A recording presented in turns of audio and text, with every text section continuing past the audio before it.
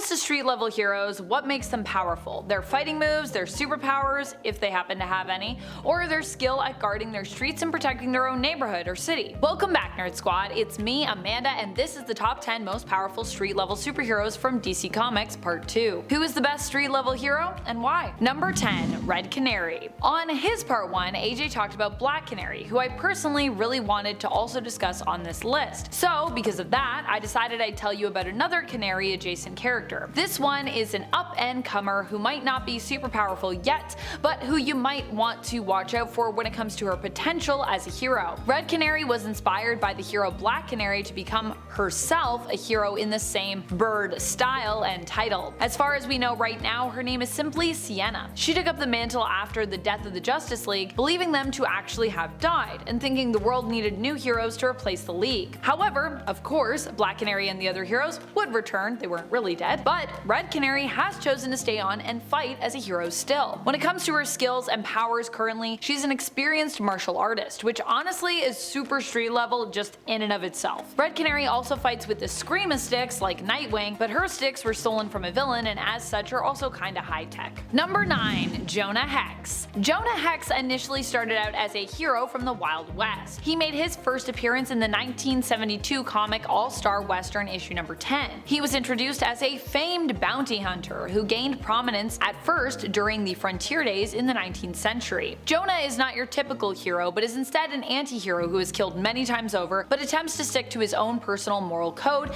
fighting back against his own violent instincts to keep himself in check when need be. He also wears a Confederacy uniform because he actually did fight in the American Civil War, but he actually wears it to like atone for his past sins because he sees that as like a bad thing. So in case you were wondering why he's wearing that, that's why he's wearing that. It's a statement. It's not him actually believing in what the Confederates were fighting for during the Civil War. Number 8, Black Lightning. Black Lightning is a hero that we truly do not talk about enough. Initially, Jefferson Pierce appeared in the 1977 Black Lightning comic in issue number 1. He was a vigilante who typically could be found fighting crime in the inner city. Pierce himself by day is a school teacher and principal, but at night, he becomes the vigilante Black Lightning. Jefferson can create raw electricity and use it to fight crime by emitting blasts, creating shields which boost his strength, and using it to teleport even. He also has a healing factor. Not only is Jefferson powerful when it comes to his superpowers, but he's also studied with Batman in hand-to-hand combat and is considered himself an accomplished athlete. He also brings his own everyday skills of teaching to the table, which makes him a pretty decent leader, I would say, when he needs to be, and also means he is quite educated and smart when it comes to his knowledge base. Number 7, Detective Chimp. While Detective Chimp has dabbled in the realm of the spiritual and mystical, he is also ultimately a private detective, which puts him pretty much at street level by default. However, as is clearly evident when it comes to this list, this does not mean the Bobo T chimpanzee should be underestimated. He may be a chimp, but he also possesses one of the most gifted minds on all of planet Earth. Bobo is immortal, granted this power by the magical fountain of youth that he once drank from. It also gave him supreme intelligence, allowing him to communicate with and understand humans as well. When it comes to his detective skills, he is on par with heroes like Batman, making him basically one of the best detectives in the entire world. He also has some skills when it comes to combat, even if it isn't his forte per se, and like I said, he has some knowledge of the occult and magic as well. Over his life, he has possessed the Sword of Night and the Helmet of Fate. Number 6, Static. Static is based in Dakota City, and this is often where we see him operate when it comes to him fighting crime. Initially, Static was a part of Milestone Comics, but this comic line ended up getting bought by DC, and recently even saw its line of comics within DC relaunched. Yay! Static himself has been a part of the DC universe since before that relaunch though, although with it, Static himself, along with the other heroes from Milestone, also saw a revamp somewhat of their origin stories and their looks. Instead of it being a gang war that Virgil was caught up in when his powers activated, he was instead attending a Black Lives Matter protest with his friends. When experimental tear gas was deployed in an attempt to stifle the protest, the substance, which, like I said, was experimental, resulted in him and others attending getting superpowers. This event, like in the original comic series, would become known as the Big Bang, with Static being referred to as a bang baby because this is where he gets his electromagnetic and electrokinetic powers from. Number 5, Blue Beetle. While everything may feel like it's coming up hamey with the release of DC and Warner Brothers' Blue Beetle film rapidly approaching us, Ted Kord was Blue Beetle prior to Hamey's appearance. And even now, he still is Blue Beetle. Amy is also awesome, but I thought I would inform those who may not know about this about the Blue Beetles who have actually come before. Ted Kord did die in the New Earth continuity, but I believe he is still alive and well in the Prime Earth continuity, which is the current main continuity when it comes to DC Comics. Ted Kord as Blue Beetle is a genius who is even on a similar level to Batman when it comes to his own ingenuity and inventing skills. Not only that, but he is also a skilled computer hacker, an acrobat, a martial artist, and he has experience piloting. And that's on top of all of the stuff his suit can just do by itself, so yeah.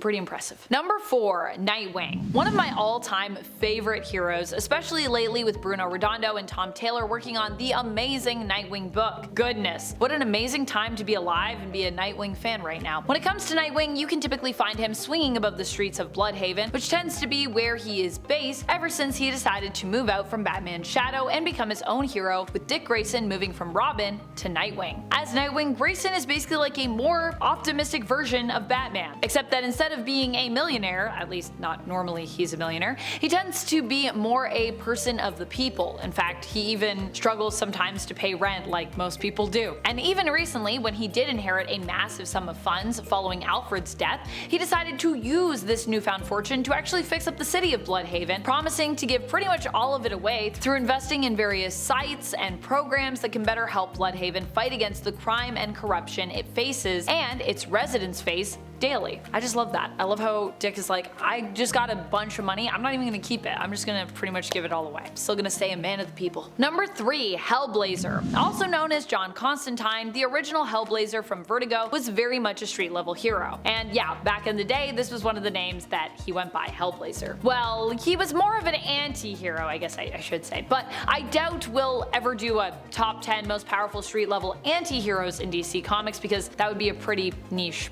list, even for us. So I figured if I wanted to talk about John on a list like this, now was basically my chance, so I'm taking it. Constantine initially started out as basically an occult-based detective. He answered calls for help around London and did his best to sort out supernatural matters that were often extremely dark and challenging problems to solve. Seriously, go back and read the original Hellblazer series, it is an experience. While there are likely smarter detectives out there when it comes to their brain power, John is probably the most ruthless detective we have over at DC Comics. He's very wily. He's willing to do all sorts of questionable things in order to fix a problem, and even will put his and others' souls on the line when he feels it's necessary. Underline others, because I feel like John also really loves to barter with other people's souls and lives. Number 2, Batman. Batman is my favorite hero out there, so of course I have to include him on this list. He is, after all, the ultimate street level hero, which might feel weird to say considering how big of a hero he has become when it comes to his fame. But at the same time, Batman started out just patrolling the streets of Gotham, and Gotham has always been his city. Sure, he's gone international, he even started his own international network of Bat-themed or affiliated heroes with Batman Inc., and Batman has even gone to space and traveled through time. But at the end of the day, Gotham is his home, and it's the place he always returns to. When it comes to some of his most iconic stories, this is where they take place, and the city is what Batman is often fighting to protect against all odds. Number 1, Danny the Street. Danny the Street has to be the ultimate street level hero, because, well, he's literally a street. Danny the Street made his first appearance in Doom Patrol in the 90s in issue number 35 of the second volume. Danny himself is a sentient street that can teleport anywhere around the world. He controls what appears on the street and who he decides to house there, with of course the street literally being him, often providing a safe haven for the outcasts of society, especially those who are outcast because of their sexual orientation or their gender identity. But not always. He takes all kinds of outcasts, I would say. That's about it. Until next time, you stay nerdy, YouTube.